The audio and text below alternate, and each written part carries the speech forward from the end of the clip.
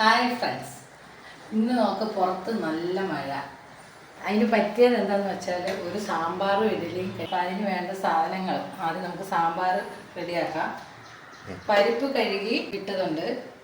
പിന്നെ ഇതിനകത്തുള്ള കഷ്ണങ്ങൾ എന്തൊക്കെയാണെന്ന് വെച്ചാൽ മുരിങ്ങക്കോല്, ഉരുളക്കിഴങ്ങ്, കായ, തക്കാളി, ക്യാരറ്റ്, സവാള, വെള്ളരിക്ക, കോവയ്ക്ക, പച്ചമുളക് ഇട്ടു. ഇതെല്ലാം കൂടെ ചേർത്ത് നമുക്കൊരു സാമ്പാർ ഉണ്ടാക്കാം.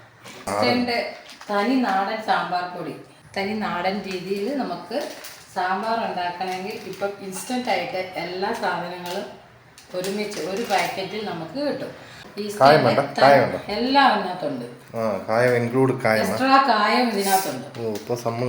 ഒന്നും ഇടണ്ട. ഈ പൊടി മാത്രം ഇട്ട് നമുക്ക് സാമ്പാർ ഉണ്ടാക്കാം. എല്ലാവരും പറയണ പോലെ കണക്കുകളൊന്നുമല്ല, ഒക്കെ നമ്മുടെ ഒരു കൈക്കണക്കാണ് കേട്ടോ. നമ്മൾ സാമ്പാർ പൊടി ഇട്ടു. ഇനി അതിന് ശേഷം നമുക്ക് അതിനകത്ത് കുറച്ച് വെള്ളം ഒഴിക്കാം. അധികം വെള്ളം വേണ്ട. ഇല്ലേ, സാമ്പാർ പൊടി നമുക്ക് ആവശ്യത്തിനില്ലെങ്കിൽ ഇത് വെന്തതിന് ശേഷം കടുക് വറക്കുമ്പോൾ നമുക്ക് താളിച്ച് അതിനകത്ത് കുറച്ച് സാമ്പാർ പൊടിയും കൂടി ഇട്ടിട്ട് താളിച്ചിടുമ്പോഴേ നല്ല കൊഴുപ്പും കിട്ടും, നല്ല ടേസ്റ്റാണ്. ഇപ്പം കുറച്ച് ഉപ്പ് ഞാൻ ഇട്ടിട്ടുള്ളൂ. ബാക്കി നമുക്ക് നോക്കിയിട്ടിടാം. 3-4 വിസിൽ. ഇത് എളുപ്പ സാമ്പാറാണ് കേട്ടോ. അല്ലാതെ സാമ്പാർ ഉണ്ടാക്കുകയാണെങ്കിൽ മുരിങ്ങക്കോലും പിന്നെ വെണ്ടയ്ക്കയൊക്കെ ഇല്ലേ വഴറ്റിയിട്ടൊക്കെയാണ് ഇടാറ്. ചെറുതായിട്ട് ചൂടാക്കാം. സാമ്പാർ കഷ്ണമൊക്കെ വെന്തു. ഇനി നമുക്കിതിനകത്ത് പുളിവെള്ളം ഒഴിക്കാം.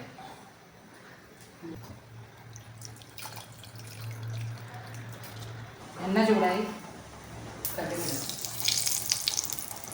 ഉള്ളി അരിഞ്ഞത്, വറ്റൽമുളക്,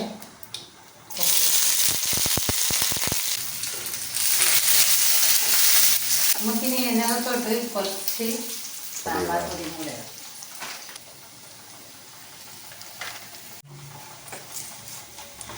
മണമില്ലേ, നമുക്കിത് തൊട്ട് ഒഴിക്കാം. കുറച്ച്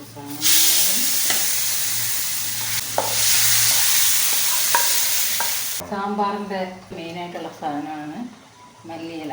മല്ലിയില ഇല്ലെങ്കിൽ സാമ്പാറിനൊരു ഗുമ്മില്ല. അപ്പം അത് വിട്ടു. ഇനി നമുക്ക് ഇപ്പം ഇച്ചിരി കൂടെ